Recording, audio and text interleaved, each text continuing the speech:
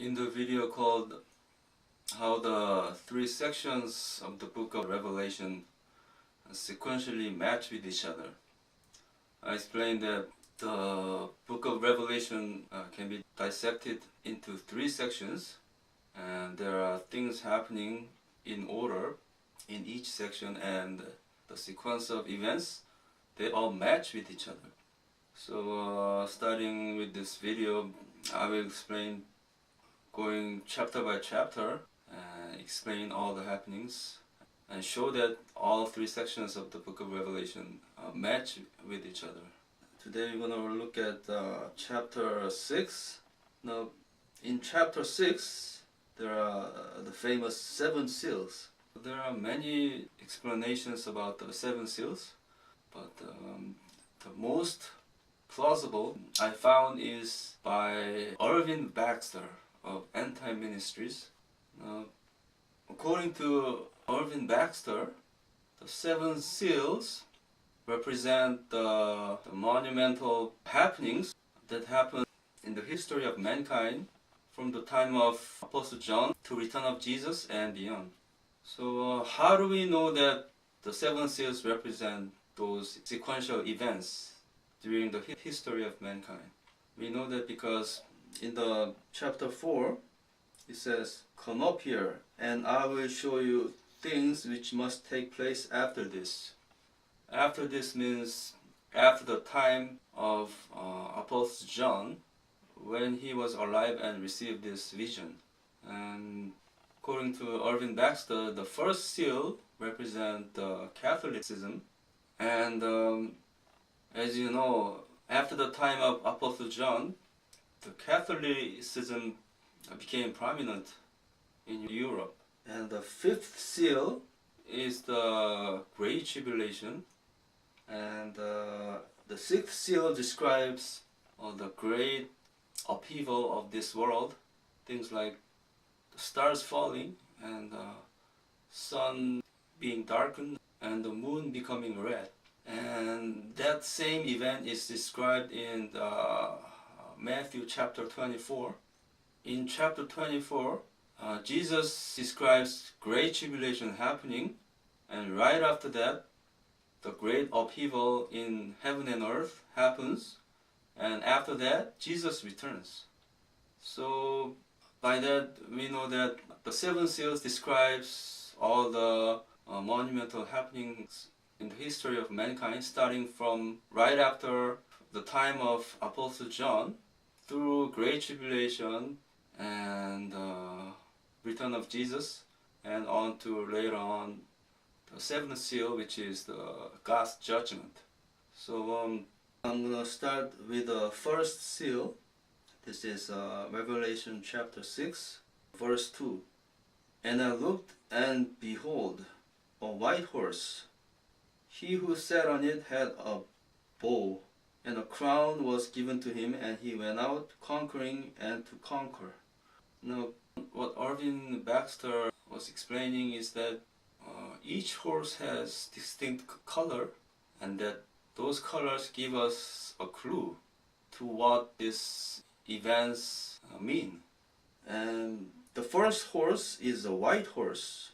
Now, the Catholicism can be described as being white because Catholicism is a branch of Christianity, and Christianity is usually symbolized by white color, because usually the saints are said to be wearing white robes, and Jesus wears a white robe, just as in the book of Revelation. And the Pope wears a white robe too. And it says here, "He who sat on it had a bow, and a crown was given to him, and he went out conquering and to conquer." As you know, the Pope was a religious leader as well as a political leader, because as his influence grew, he subdued many kings of Europe, and eventually it came to a point where he literally anointed kings, or the kings needed approval from the Pope, and the Pope became the political leader of all of Europe. So it says here, he was given a crown like a king, and he conquered all of Europe as a political leader. So as the history shows us, the Catholicism became prominent right after the time of Apostle John. And after that, the second seal is the red horse.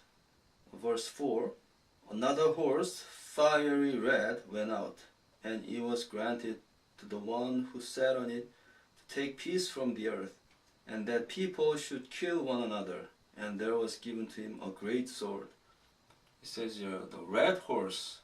And according to Irving Baxter, the color red indicates the communism. Now, as you know from the history, after the Middle Ages, Industrial Revolution began, and after that, Communist Revolution happened, and then the communism is usually symbolized by the color red. And if you look at the maps of those times, like literally almost half of the map of the world is covered with red color. And during the revolution, so many people got killed. So it says here, take peace from the earth, and it was given to him a great sword. So there's no doubt that this communist revolution was a big movement that dominated an era in the human history. And its color is red. And the third seal is the black horse. Verse 5, so I looked, and behold, a black horse, and he who sat on it had a pair of scales in his hand. Now, this third seal is a black horse, and it symbolizes capitalism.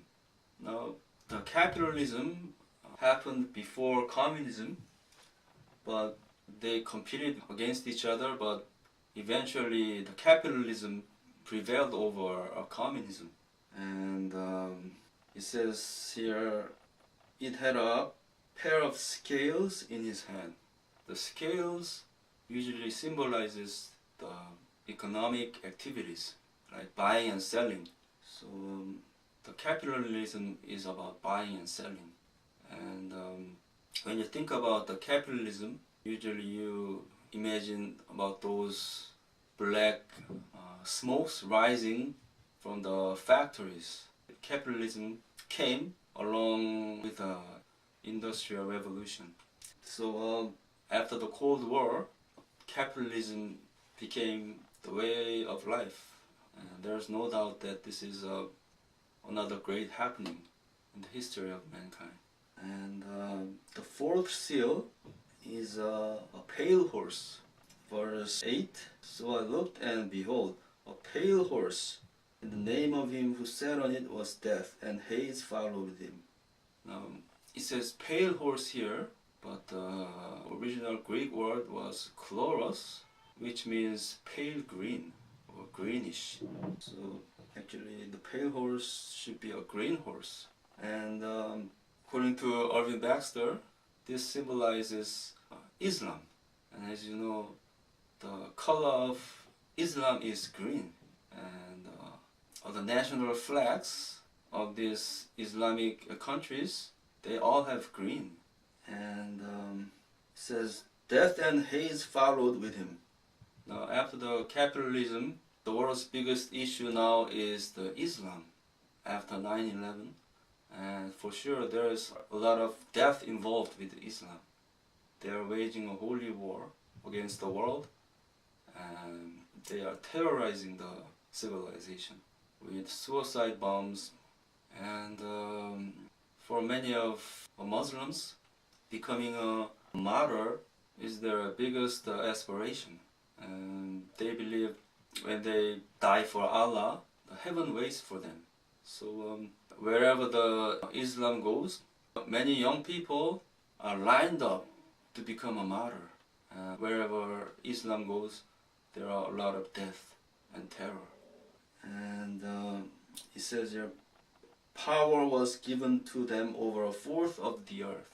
In 2015, the Islamic population in the world was about 1.8 billion, which is about 24% of the whole population, and it's about 1/4 of the world population. So after the capitalism, now this is the era where the Islam is becoming a global issue. And now looks like the fourth seal have been opened already. And at the culmination of this Islamic movement, all the Arab countries will attack Israel. And in that war, God will destroy the attacking army. And this era of Islam will come to an end. And then after that, there will be a great tribulation. And the fifth seal is the great tribulation. It says about the souls of those who had been slain for the word of God. There have been a lot of martyrs in the history, but how do we know this is a great tribulation? Because in the next event, which is sixth seal, we see the great upheaval of heaven and earth. And this same event is described in the Matthew 24, right after Great Tribulation, before coming of Jesus. So we know that this fifth seal, before sixth seal of great upheaval in heaven and earth, is the Great Tribulation. So this book of Revelation and the seven seals, they match with the events of book of Matthew chapter 24. So it says, "How long, O Lord," verse 10, "until you judge and avenge our blood on those who dwell on the earth?" So in the Great Tribulation, a lot of saints will be martyred. And these martyrs are pleading to God to avenge their blood. Because after the Great Tribulation, after the coming of Jesus, God will judge the world. And He will pour out His judgment on those followers of the Antichrist and avenge the blood of the saints. And it says here, "Then a white robe was given to each of them, and it was said to them, they should rest a little while longer." So in chapter 7, we see that the people clothed with white robes, and John is asking, who are they? And it says here, these are the ones who come out of the Great Tribulation. So in the Great Tribulation, many saints will be martyred, and they will be given the white robes. So it says here, these white robed people are from the Great Tribulation. So many of them will be martyred until the number of their fellow servants and their brethren who would be killed as they were was completed. So until that number is completed, many saints will be martyred in the Great Tribulation. And the sixth seal is the great upheaval of heaven and earth. Verse 12, "I looked when he opened the sixth seal, and behold, there was a great earthquake, and the sun became black as sackcloth of hair, and the moon became like the blood. The stars of heaven fell to the earth. And the kings of the earth, the great men, the rich men, the commanders, the mighty men, every slave and every free man, hid themselves in the caves and in the rocks of the mountains, and said to the mountains and rocks, Fall on us and hide us from the face of him who sits on the throne, and from the wrath of the Lamb. For the great day of his wrath has come, and who is able to stand?" So this great cosmic disturbances, the same event is described in Matthew 24, right after Great Tribulation, just before the coming of Jesus. So we see here this great upheaval of heaven and earth, and we see the kings of the earth hiding behind the rocks, because the great day of his wrath has come. Because right after this great upheaval of heaven and earth, Jesus will return.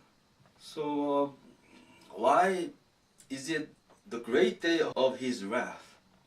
Because when Jesus returns, for those who are waiting for Jesus, the true brides of Jesus, for them it's the day of rejoicing. But for those who followed after the Antichrist, for them it's the great and terrible day, the great day of his wrath. Because after Jesus returns, God will judge the world, and all the followers of the Antichrist on the earth with great supernatural plagues.